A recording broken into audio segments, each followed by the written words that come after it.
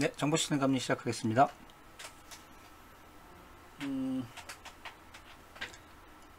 오늘도 주간기간의 문의사항에 대해서 답변을 하다가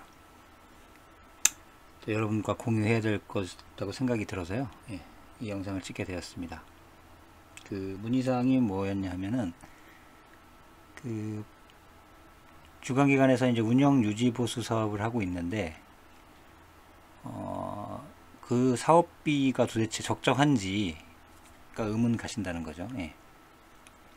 그래서 왜 이 사업은 좀 이슈가 있었냐면, 물론 이제 사업자랑 주간기관 사이에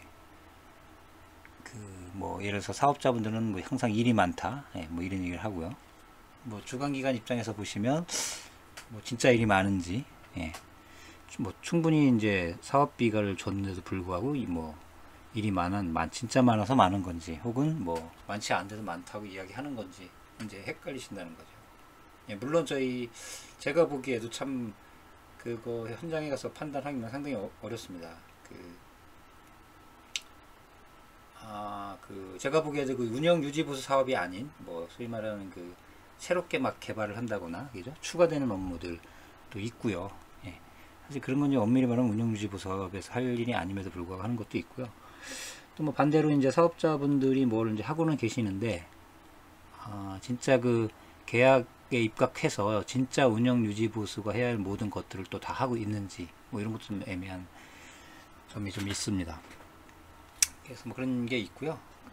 일단은 제가 이제 답변을 이렇게 드렸죠. 지금 저희 감리가 그걸 봐줄 수는 없고요. 감리가 다 끝난 상태고 현재로서는. 그리고 이게 하루 이틀에 볼 성질 것도 아니어서 제가 관련한 내용을 이제 전달해 드린다고 하고요. 그걸 좀 이제 확인하는 과정에서 좀 정답을 찾았다고 할까요? 소프트웨어 산업협회, 한국 소프트웨어 산업협회에 가면은 여기 이제 사업대가라는 부분이 있습니다. 사업대가에 가시면 기본적으로 여기 보시면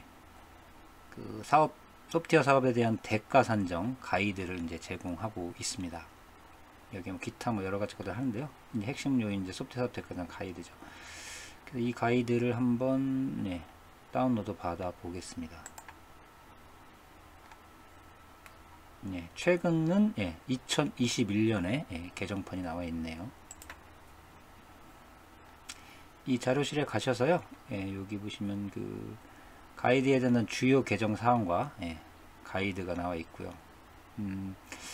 일단은 좀 내용을 좀 보도록 하겠습니다. 이 한국소프트웨어 산업협회에서는 국가기관 등에서 소프트웨어 사업을 추진함에 있어 이에 소프트웨어 개발비 등에 대한 예산 수립, 사업 발주 계약 시 적정한 대가를 상정하기 위해서 기준을 만들어준다는 거죠. 아주 문구를 보면 아주 잘하고 있는 거죠. 아무런 이제 기준이 없이 대가를 선정하면 문제가 많겠죠. 그래서 여기서 공표를 하고요. 이거와 관련된 법적인 이제 준용 근거가 이제 여기 보시면 행정기관 및 공공기관 정보시스템 구축을 지침하고 예산안 편성, 기획재정부 등 이게 이제 법적 근거라고 이제 보면 되겠습니다. 그래서 이제 또 여기 이제 최근에 주요 개정된 사항을 보면 이제 유지관리 요율이 좀 향상됐고, 소프트웨어 하자보수 업무 범위 명확화, 제가 아까 말씀드린 거죠. 이게 하자보수와 유지보수, 이런 개발 이런 것들이 약간 모호한 상태라 이거 이제 명확히 했다는 거고요. 이제 분할 발주 시 좀 기능 점수를 좀 가중치 및 단가가 추가되었다. 여러분 분할 발주는 뭔지 아시죠? 분리 발주는 보통 이제 소프트웨어라도 하드웨어도 이렇게 따로 개발하고 하는 걸 분리 발주라고 하고요. 분할은 소프트웨어 개발 프로세스를 나누는 거죠. 그래서 요구정의, 설계까지는 A 업체가 하고요. 그 다음에 그걸 이제 설계문서를 받아서 개발은 B 업체가 한다든가, 이게 이제 분할 발주죠. 이제 그거와 관련해서 뭔가 좀 얘기가 있는 것 같고요. 그 다음에 ISP BPR 사업독이죠. 대가를 산정해야 되니까 이렇게 컨설팅으로 할 때 어떻게 대가를 산정하는지에 대해서도 좀 나와 있는 것 같습니다. 이걸 다운로드를 한번 받아보도록 하겠습니다.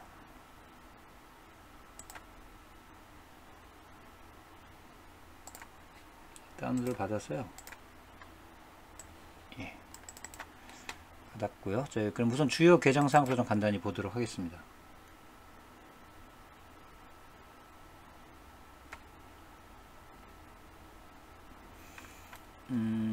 네, 여기 뭐 개정사항 보시면요.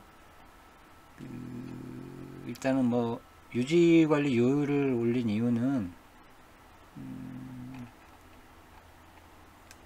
네, 글로벌 수준을 확대하겠다. 너무 뭐 그렇죠. 우리나라는 좀 요율이 낮다는 의미겠죠. 그래서 이제 올린다는 거고 결국 이제 업계의 건강한 소프트 생태계 조성을 위한다. 예, 즉 너무 낮다는 거죠. 예, 그래서 이제 이런 요율을 좀 뭐 올린다는 얘기고요. 그다음에 이제 하자보수 업무 정의 추가. 예, 아까 말씀드렸죠. 이렇게 이게 이제 이런 게 좀 핵심이니까 저희가 이제 현장 가서 봐도 이런 일이 좀 비일비재해요. 그죠? 여기 보시면 소프트웨어 하자 업무에 대한 명확한 규정이 없기 때문에 그 소프트웨어 시장에서 하자보수 범위를 초과하는 예, 과도한 요구 사례가 발생하고 있다는 거죠. 예. 그 사업자가 보통 이제 개발을 완료한 이후에 보통 이제 1년 이렇게 이제 하자보수를 해주게 되죠. 하자보수는 저번에도 제가 말씀드렸지만 이 개발을 한 건에 대해서 문제가 있다거나 에러가 있을 때 그 자체적으로 요구사항과 그죠? 안 맞는 문제가 생겼을 때 그 개발했던 사에서 그거를 예, 조치해 주는 게 사실 이제 하자보수인데 이게 좀 이상해가지고 이 하자보수 기간에 뭐 이상한 추가 개발을 한다거나 혹은 뭐 요구사항에서 없었던 뭔가 수정을 한다거나 이런 것들을 이제 요구하는 사례가 있기 때문에 뭐 이런 것들은 사실 이제 원칙적으로는 하지 말라는 거죠. 예. 그 다음에 이제 아까 말하는 이제 분할 발주 시에는 뭐 약간 예, 이게 분색 설계 사업하고 뭐 개발 사업을 이렇게 나눠서 한다는 얘기 같고요. 컨설팅 같이요, 그죠? 예, 개발이 아닌 이런 것들에 대한 뭐 가이드를 반영했다 이런 얘기인 것 같습니다. 뭐 여기 보시면 요율이 뭐 좀 향상이 됐네요. 예, 등급별로 5등급으로 나눠놨는데 뭐 1% 정도씩 향상된 것 같습니다. 예. 그렇게 됐고요. 그다음에 하자보수 명확화 여기 보시면 기존 가이드에는 뭐 이렇게 돼 있는데 예, 개정에 이렇게 바꿨다는데 여기 좀 용어가 약간 바뀌었죠. 이 하자보수하고 또 가로 열고 하자 담보 책임 이라는 좀 용어를 썼고요. 여기 보시면 처음에는 무상 하자보수 기간은 통상 뭐 이런 얘기 썼는데 여기는 명확하게 사업 종료일로부터 1년 이내로 한다고 했네요. 예, 이게 통상이니까 어떤 데는 뭐 하자보수 기간을 뭐 2년, 3년 이렇게 요구하는 데가 있었기 때문에 그것을 이제 막기 위해서 명확하게 사업 종료일로부터 1년 이내로 예, 명확하게 좀 가이드에서 이제 직시를 한 것 같습니다. 다음에 이제 하자보수 이런 담보 책임 같은 것들을 보시면 예, 여기도 말씀드리지만 이렇게 하자보수라는 거는 그 기능 수행 중 발생한 오류와 요구사항과 일치하지 않는 부적합한 정보 처리 등등인데 뭐 이런 것들이죠. 1년 이내에 발생 하자가 있다. 즉 하자 이외의 업무는 개발사, 그죠? 개발사가 아니라 하자보수 이외의 업무는 유지관리 및 운영하는 업무, 업체, 업무다라는 거죠. 예, 그래서 이걸 좀 개발사의 하자보수와 개발이 끝나고 이제 인수인계를 받아서 운영 유지보수하는 그 사이에 좀 책임, 역할 이런 것들을 좀 명확하게 한 것 같습니다. 이런 것도 좀 볼만한데요. 그러니까 좀 저도 이거 처음 봤는데 뭐 이렇게 그럼 이게 하자보수 수행 주체가 뭐냐 좀 복잡하더라고요. 예. 단순히 소프트웨어 개발 구축하고 나갔으면 당연히 이제 뭐 개발사가 하는 거고요. 이렇게 개발사는 상용 소프트웨어를 도입하잖아요. 예, 일반적으로 이제 개발이 아니라 설치하는 뭐 이런 거는 당연히 뭐 상용 소프트웨어고 근데 이런 게 좀 정하게 해놓은 것 같아요. 이렇게 소프트웨어 개발도 하면서 상용 소프트웨어도 도입하면 대부분 이렇게 소프트웨어 그 통합 사업자가 있잖아요. 예, 보통 이 개발사죠. 뭐 그래서 이렇게 된 경우에는 개발사가 이렇게 책임을 지는 거로 좀 돼 있고요. 그다음에 뭐 이렇게 돼 있습니다. 그다음에 이렇게 보시면 유지관리 기간 중에 재개발한다. 예, 그죠? 당연히 원칙적으로는 이 재개발하는 사업자겠죠. 그러니까 이거 뭐냐면요, 운영 유지 보수도 하면서 이제 보통 저희가 뭐 고도화 뭐 이런 사업 하잖아요, SI에서. 예. 그럴 때 이제 그 나중에 이제 하자 보수를 누구 하냐인데 당연히 이제 아까도 말씀드린 대로 하자에 대해서는 이렇게 원칙적으로 재개발 사업자가 하는데 이게 이제 기존에 있던 시스템과 통합 사업인 경우 또 뭐 유지관리 사업자 이렇게 되어 있네요. 예. 좀 뭐 이건 또 약간 좀 애매한 것 같아요. 그 다음에 유지관리 기간 중 상용도 이렇게 되어 있습니다. 예. 이건 좀 배치되는 것 같기도 하는데, 하여간 요거 이런 것들이 좀 애매한 내용들을 좀 정의는 해놓은 것 같습니다. 그 다음에 요걸 좀 눈여겨볼 건 이런 것들이죠. 예, 여기 보시면 하자보수 범위를 초과한 사례 이런 게 쭉 있어요. 그래서 좀 되게 잘 이렇게 최신 버전으로 무상 업그레이드 하는 것, 이거는 하자보수가 아니라는 거고, 이제 뭐 소프트웨어 구매 쪽이고, 정보 시스템의 사용 방법 UI가 개선되는 거는 이것도 하자보수가 아니라는 거죠. 예. 이거는 정확히 소프트웨어 재개발, 추가 개발 이런 것들을 해야 되고, 그 일반적으로 이제 뭐 정보 시스템 점검 이런 건 유지 관리 쪽, 모니터링, 뭐 운영 이렇게 나눠봤습니다. 그래서 결국적으로 이제 이런 것들은 하자보수가 아닌데, 이제 하자보수에 이걸 끼워 넣어서 하면 안 된다는 겁니다. 예. 보통 하자보수 업체한테 이런 거를 그 개발 끝날 때 이런 거 요구사항에 뭐 이런 게 들어와 있으면 문제가 된다는 거죠. 제안 요청서에 나온 과도한 하자보수 요청서를 한번 보도록 하겠습니다. 이건 뭐냐면 개발사가 이제 하고 하자보수를 해야 되는데 하자보수가 아닌 얘기를 막 넣어놨다는 거예요. 그래서 여기 보시면 이게 뭐 제안서는 어떻게 뭐 유지보수를 위한 방안을 세워야 된다. 저도 이제 감리하면서 이게 애매한데요. 뭐 개발사인데 뭐 유지보수 방안을 세우라고 막 그 RFP에 나와 있죠. 그래서 이건 엄밀히 보면 말이 안 되는 거죠. 유지보수 방안은 유지관리 업체가 세워야지 그 개발사는 하자보수에 대한 책임만 있기 때문에요. 그래서 이거는 이제 뭐 유지관리가 아니고 빼야죠. 사실 이제 이런 유지보수 하여튼 관련된 내용은 개발사에 저기서 빼는 게 조금 맞는 얘기고요. 여기도 말하면 뭐 분야별로 예방 점검을 해라. 뭐 기죠? 책임을 지면 이런 것도 이제 다 유지관리 업무지, 이게 이제 개발사의 하자보수는 아니라는 겁니다. 그 다음에 이제 그 RF 말에는 이제 하자보수라는 용어를 써놨는데 무상, 실제 내용들은 이제 하자보수 아닌 걸 막 넣었다는 거죠. 여기 보시면 뭐 1년 해야 된다 이런 건데, 여기 보시면 뭐 안정화 기간은 인원을 24시간 상주하라, 뭐 1회 이상 숙련자들에 의해 정기 검림을 실시해라, 뭐 이런 거 다 정기 점검해라 이런 것들. 그다음에 뭐 버전이 업그레이드 되면은 업그레이드 시켜달라, 이런 게 사실은 그 개발사의 하자보수가 아닌 업무에도 불구하고 이렇게 하자보수라는 그 용어로 RFP에 잘못되어 있다는 것을 이야기해주고 있습니다. 그래서 그래서 여러분들이 참고로 이 자료를 좀 다운로드 받으셔가지고요, 쭉 내용을 보셔서 나중에 감리하실 때도 이게 그 하자보수 내용에 이런 것들이 있으면 저희들 입장에서는 좀 이런 법적인 근거를 들어서 주관기관에도 이런 것들은 배제할 것을 권고하면 좋을 것 같습니다. 그 다음에 뭐 분할발주 분리장구, 이건 뭐 오늘 얘기할 게 아니게 넘어가고요. 뭐 ISB 단가 이런 것들은 좀 뭐 오늘의 주요 관심은 아니니까 여러분들 봐주시면 되겠습니다. 그래서 이제 오늘 보려는 게 사실 이제 이거였죠. 그 운영 유지 보수 사업의 대가 산정을 도대체 어떻게 해야 되냐, 그게 적정하게 해야 되냐는 얘기인데,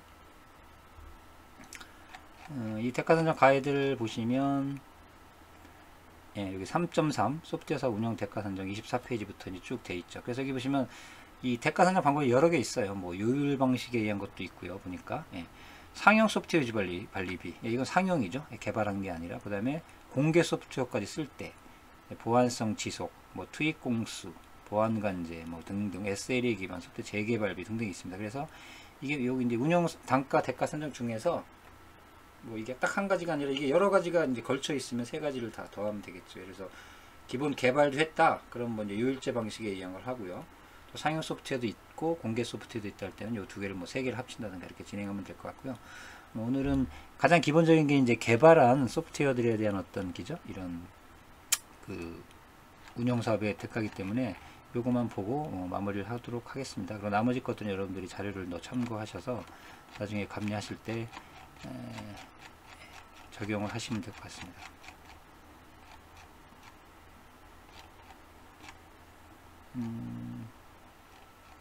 몇 페이지였죠? 잠깐만요. 죄송합니다.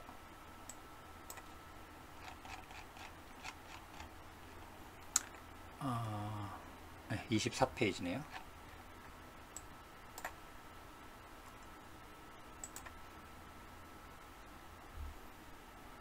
그래서 이거를 이제 보시겠습니다. 24페이지 요일제 방식에 대한 소프트웨어 유지 관리비 어떻게 산정하는 보십니다. 일단 프로세스는 보시면 그렇죠. 이제 유지 관리할 대상 소프트웨어를 식별해야겠죠. 제가 만약에 뭐 어느 사업의 운영 유지 보수 사업 이제 맡겨야 된다. 발주기관에서 할 때는 그 유지 관리할 대상 소프트웨어가 뭐가 있나, 예? 범위가 얼마나 되는지 확인해 봐야겠죠. 그래서 그 식별한 다음에 유지관리 대상 소프트웨어 개발비를 유지관리 계약 시점의 규모로 산정한다. 즉, 결국 여기서 이제 기능 점수가 나오는 거죠.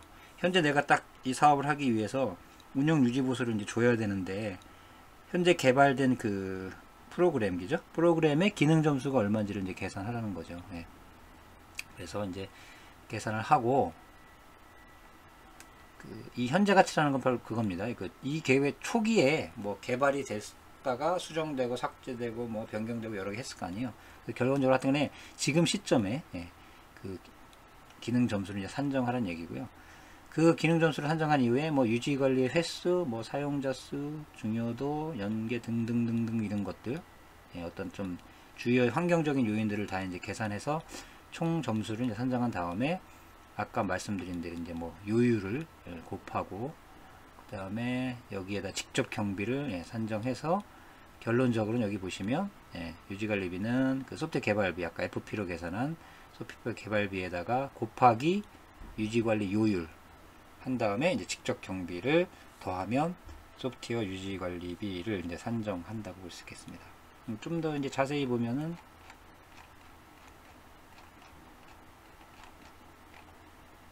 뭐 이렇게 되겠네요. 그래서 자세한 상황은 뭐 참고를 하시고요. 여기 보시면 핵심은 FP를 먼저 이제 계산한다는 거죠. 그렇게 한 다음에 각종 이제 그 관련되는 요소들을 다 이제 정의하고 요율을 곱한 다음에 직접 경비를 넣어서 최종적으로 그 유지보수 관련된 비용은 선정을 하면 된다는 이야기인 것 같습니다. 그래서 오늘은 그 운영 유지 보수 사업의 사업비를 산정하는 것을 어떻게 해야 될까에 대한 질문에 제가 이제 답변을 드리기 위해서 좀 자료를 이제 정리하다가 여러분들과 공유할 필요가 있을 것 같아서 이 영상을 찍었습니다. 오늘은 이것으로 마치겠습니다.